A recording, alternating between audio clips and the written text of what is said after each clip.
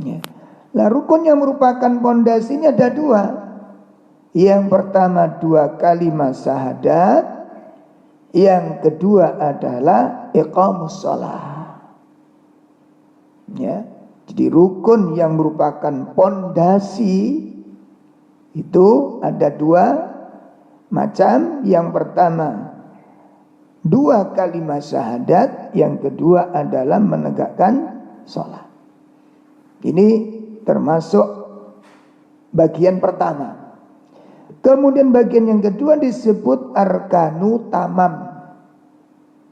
Arkanu tamam itu rukun yang merupakan penyempurna.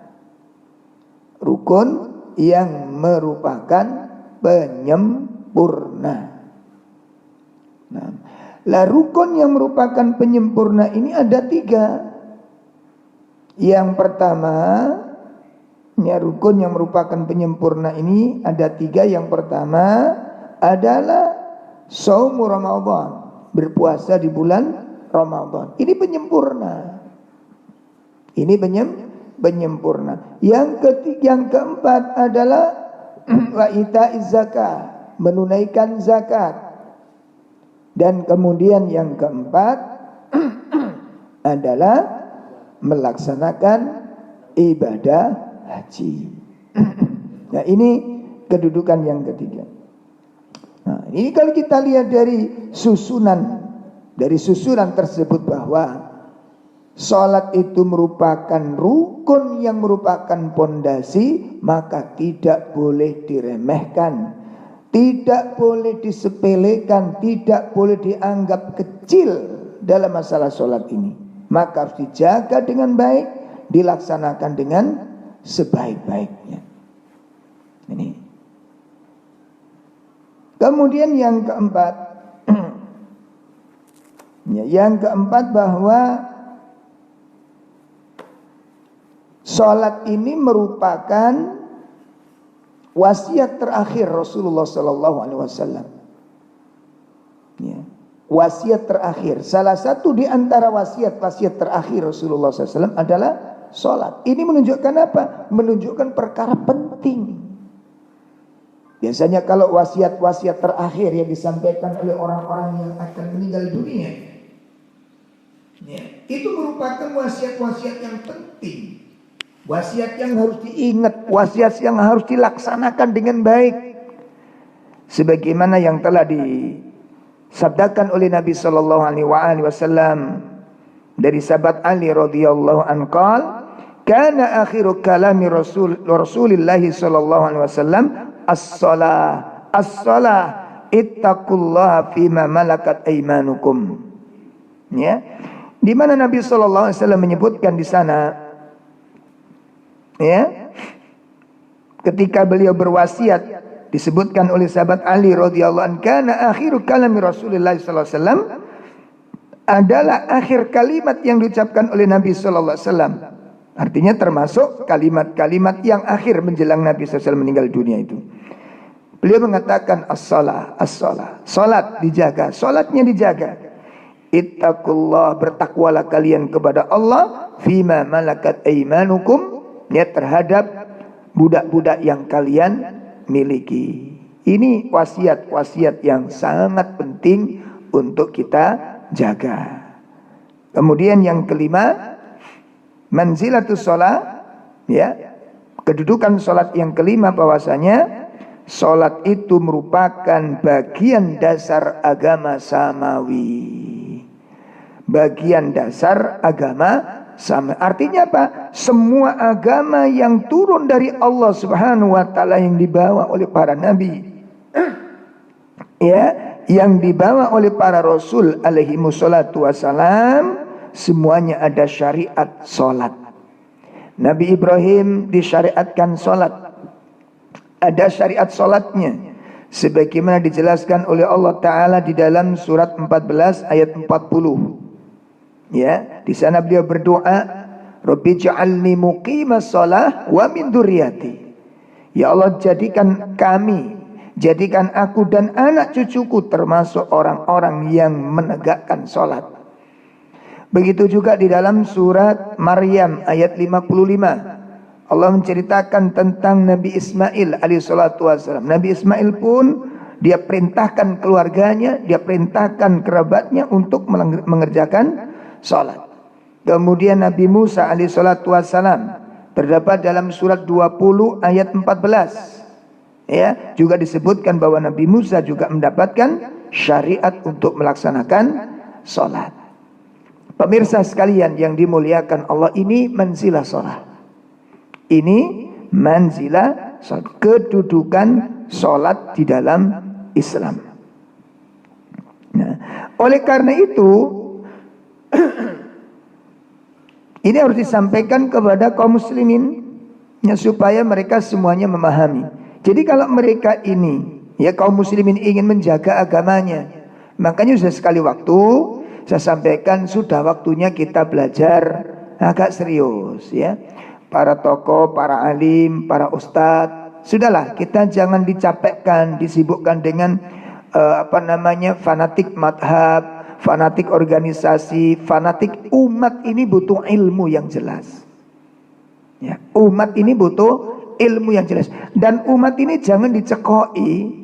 Ya, jangan cuma diajari cintai organisasi, cintai partai, cintai madhab. Bukan cuma itu saja. Yang kemudian setelah mereka ikut dalam madhab kita, sudah bebas, sudah bagus akhlaknya, ya, sudah bagus agamanya. Tidak. Kalau mereka tidak menjalankan agama dengan baik, kalau mereka tidak menjalankan kewajiban-kewajiban agamanya, buruk mereka, apapun organisasinya, ya, apapun partainya, apapun madhabnya.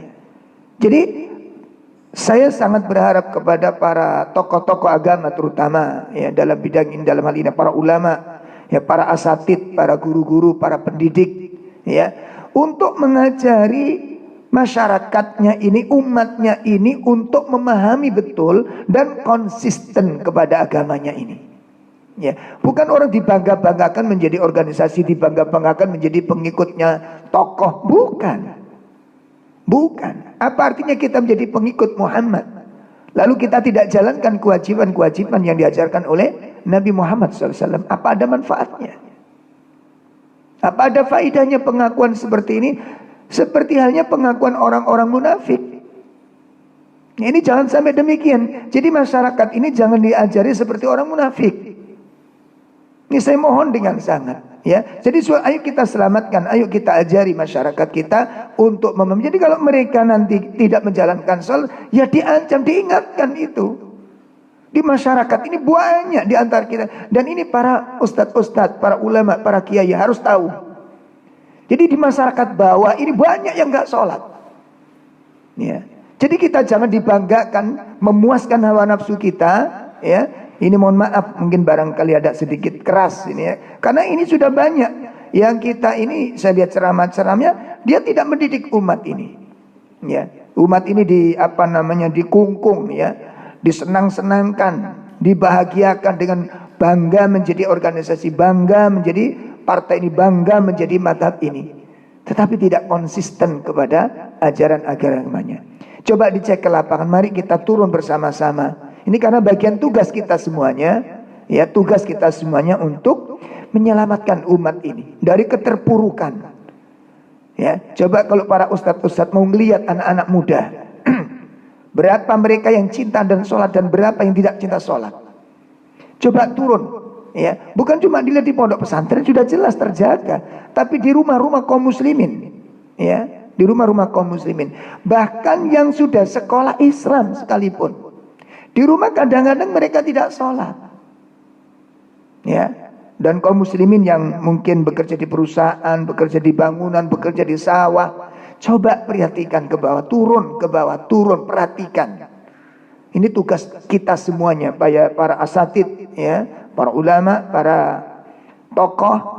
Ini tugas kita semuanya untuk menyelamatkan. Jadi saya sampaikan ini karena kecintaan kami kepada umat Islam ini.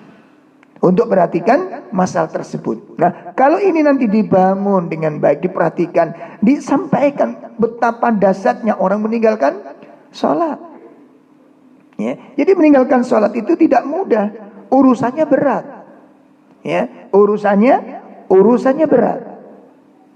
Kalau satu sholat saja ditinggalkan, ini bisa terhapus dari sholat-sholat ini. Dari ibadah-ibadah yang lain, dari amal-amal yang lain. Ini bisa terhapus. Ya, sebagaimana mari kita simak.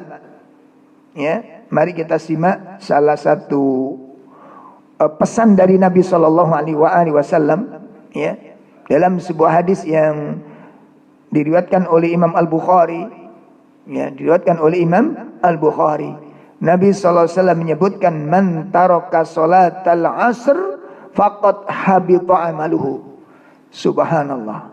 Ya, barang siapa yang meninggalkan sholat asar maka terhapus amalnya.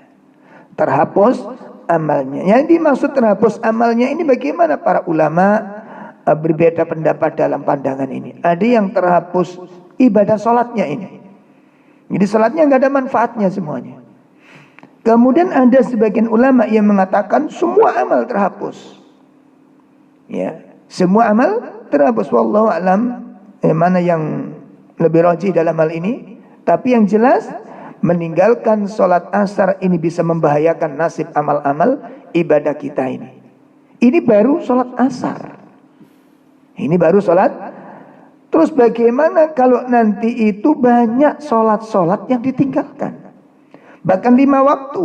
Seperti tadi saya sampaikan, ya, seperti tadi kami sampaikan bahwa sangat amat banyak umat Islam yang tidak melaksanakan sholat. Sangat amat banyak. Nah, pemirsa sekalian yang dimuliakan Allah, maka ini persoalan pertama tentang manzilah sholat, supaya kita ketahui, supaya kita pahami. Nah, ini kalau kita sudah tahu demikian rupa tentang manzilatus sholat, tentang kedudukan sholat begitu pentingnya, maka jangan sekali-kali kita meremehkannya. Ya, jangan sekali-kali kita menyepelekannya. Mudah-mudahan Allah Tabaraka wa Ta'ala menjaga kaum muslimin dimanapun berada. Mudah-mudahan dijaga oleh Allah hati kita, dijaga jiwa kita untuk agar senantiasa istiqomah di dalam melaksanakan sholat ini. Makanya Nabi Ibrahim berdoa kepada Allah Ta'ala, Rabbi ja'alni muqimas sholat wa min dzurriyyati. Ya Allah, jadikan aku dan anak-anak cucuku ini menjadi orang-orang yang senantiasa menegakkan sholat. Baik, ini kedudukan sholat. Nah, kemudian